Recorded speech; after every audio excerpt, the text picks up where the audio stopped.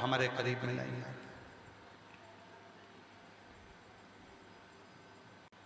तीन चीजें प्रत्येक शिव भक्त को धारण करना चाहिए। पहला, गले में रुद्राक्ष।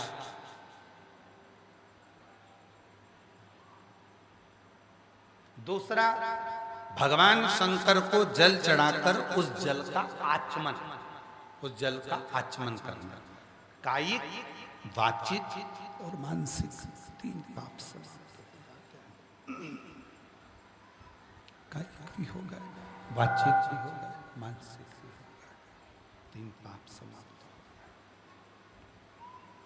पहला है गले का रुद्राक्ष धारण करना। दूसरे नंबर पर है शिव जी को जल चढ़ाकर उसका आचमन करना। तीसरे नंबर पर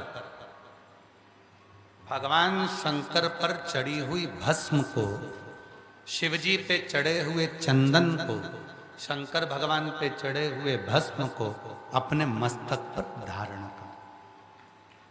कई लोग उसे भस्म कहते हैं, कई लोग उसको विभूति कहते हैं, विभूति कहते हैं।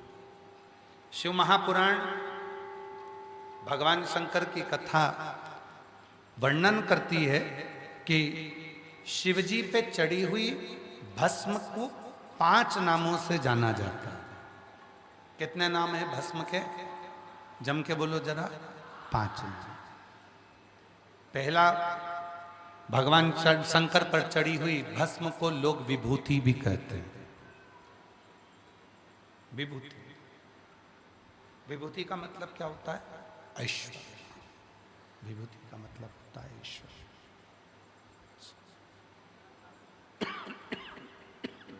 शिव जी पे चढ़ी हुई भस्म को लोग विभूति कहते हैं, ऐश्वर्य उसको कहा जाता है, उसको लोग ऐश्वर्य कहते हैं।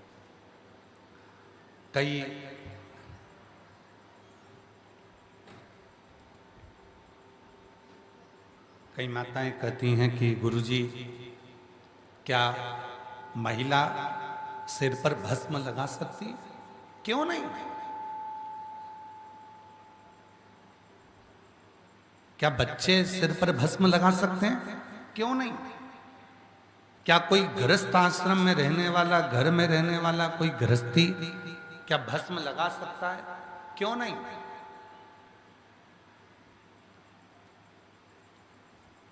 भस्म को विभूति भी कहते हैं। विभूति का मतलब होता है ऐश्वर्य। जिसने भगवान शंकर पर चढ़ी हुई विभूति को, भस्म को मस्तक पर थोड़ा सा भी लगाया है, एक न एक दिन वो ऐश्वर्यवान बनकर ही रहता है। उसको ऐश्वर्यता प्राप्त होती है। विभूति का मतलब है ऐश्वर्यता। विभूति का मतलब है ऐश्वर्य।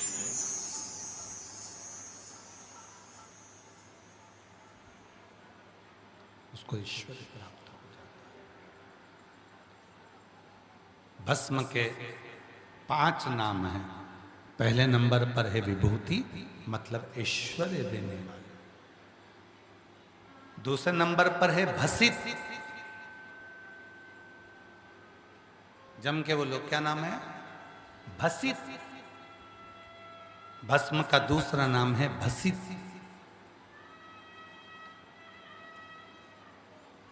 भसित का मतलब है जो केवल शिव को मानता है, और जो शिव को मानता है, शिव उसकी मानता है।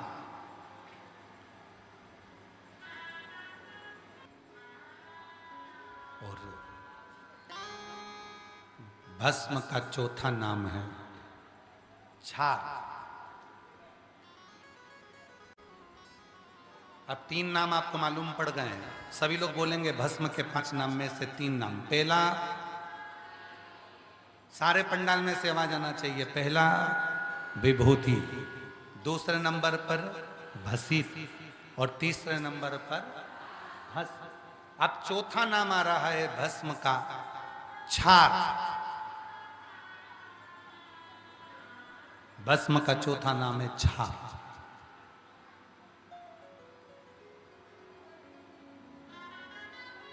जो विपदा आती है, आपदा आती है,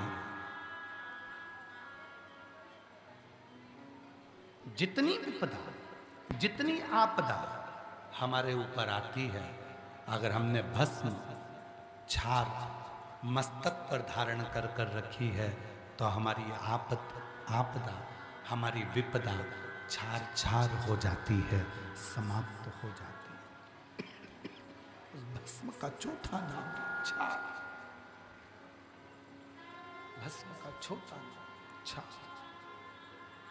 आपदा को विपदा को छार छार कर देना, आपदा को विपदा को छारित कर देना, छार छार कर देना।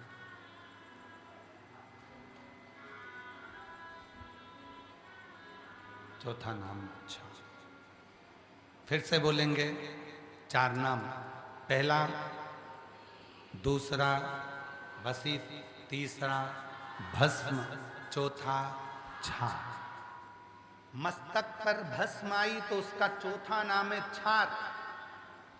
हमारी आपदा को, हमारी विपदा को, हमारे आने वाली परेशानियों को, हमारे आने वाली बीमारी को, हमारे आने वाले रोग को, हमारी आने वाली तकलीफ को पहले ही वो छार छार कर दे, उसका नाम है भस्म, जिसको हम छार भी कहते हैं। और भस्म का चौथा नाम है, भस्म को पांचवें नाम से पुकारते हैं। चौथा नाम छार हो गया, पांचवा नाम है भस्म का रक्षा।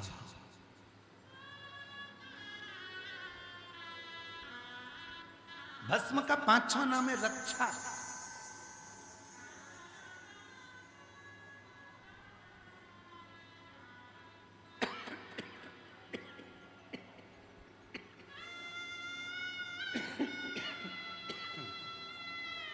रक्षा,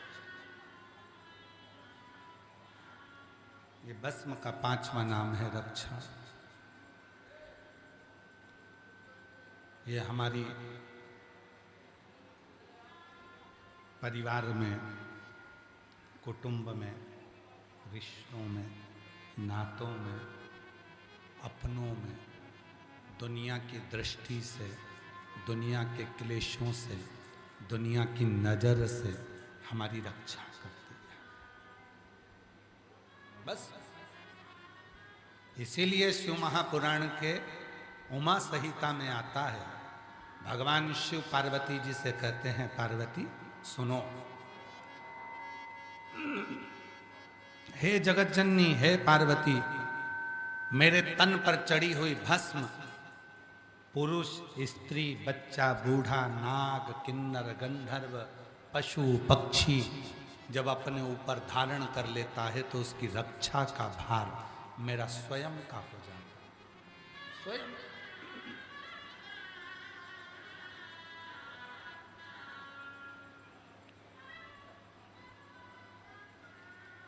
कभी प्रयास करिएगा, बहुत सुंदर प्रसंग है उमा संहिता, कभी प्रयास करिएगा।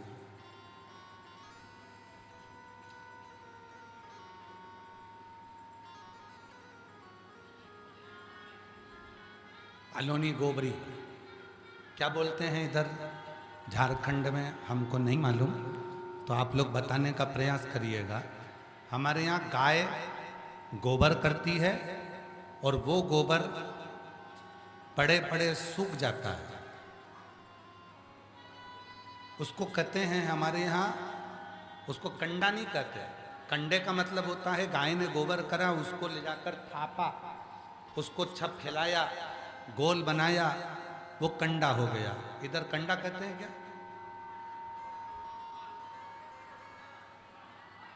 लिख के भेजो जरा, लिख के भेजो। विवेक जी लिख के भेजो जरा। और वो भी लिख देना कि वो गाय गोबर करी और पड़े पड़े सूख गया, उस पर हाथ नहीं लगाया, उसको थापा नहीं है, उसको थापा नहीं गया, उसको हाथ नहीं लगाया, वो सूख गया और उसको तुम उठा कर लिया। लाओ जरा, लाओ, दे तो।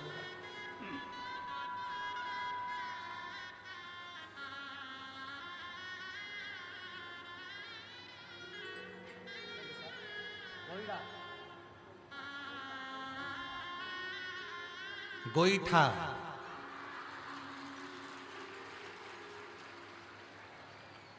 मतलब ये गाय ने जो गोबर करा और उसको थाप कर बनाया, उसको गोईठा कहते हैं, ठीक है, झारखंड में, ठीक है। और अब उसको अपन जो गाय ने गोबर करा उसको हाथ से थापा नहीं गया, पड़े पड़े सूख गया, तो उसको कह देंगे सूखा हुआ गोईठा, ठीक है, ठीक है। तो तुम लोगों को जल्दी समझ में आ जाएगा।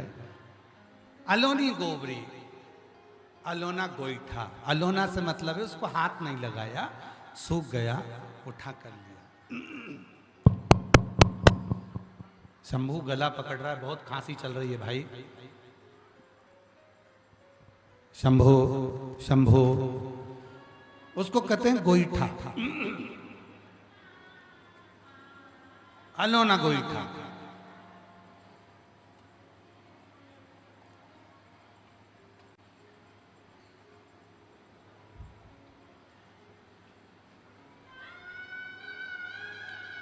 उसको लाए, गाय ने जो गोबर करा है और उस गोबर को हाथ नहीं लगाया है, सूखा हुआ है, लेकर आ गए अलोना गोईठा और उसको जलाया।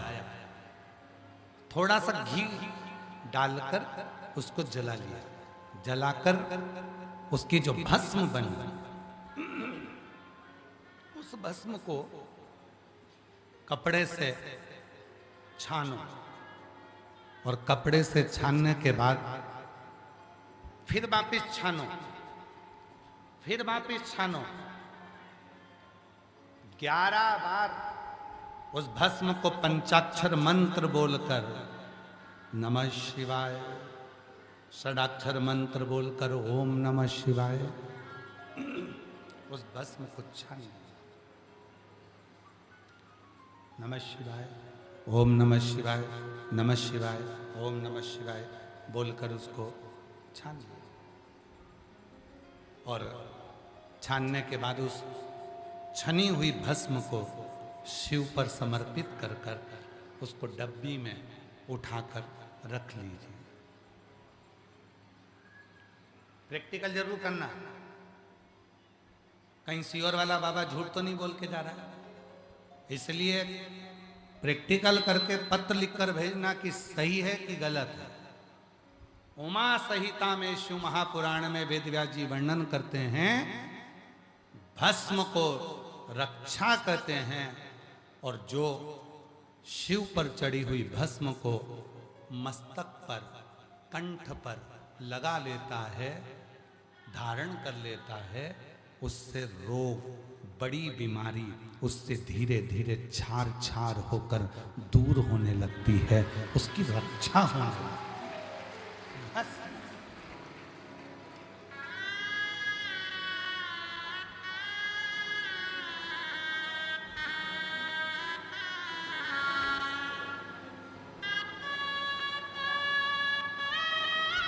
बहुत बहुत जिस स्त्री को, जिस पुरुष को, जिस नारी को, जिस बेटी को, जिस बेटे को, जिस माता को, जिस पिता को बहुत स्वप्न आते हैं और गंदे गंदे स्वप्न आते हैं, गलत गलत विचार आते हैं, गलत सोच आती है, बार बार गलत विचार अपनी बुद्धि में आते जाते हैं, स्वप्न पे स्वप्न आते जाते हैं, रात भर सपने चलते हैं, सुबह तक उठो तब तक सपने दिखते रहते हैं।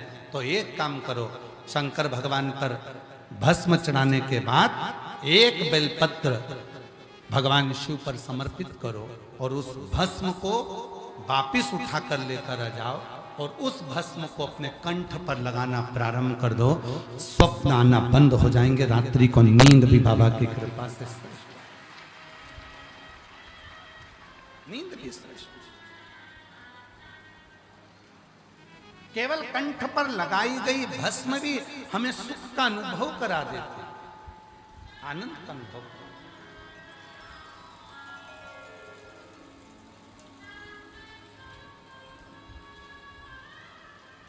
ऐसे दयालु नाथ से रिश्ता बनाइए, से दयालु नाथ से रिश्ता बनाइए, मिलता रहेगा आपको जो कुछ भी चाहिए,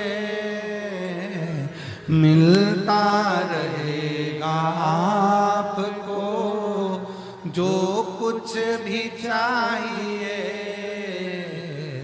ऐसा करिश्मा होगा जो हुआ कभी नहीं लगता है, इसके सिवा कुछ नहीं लगता।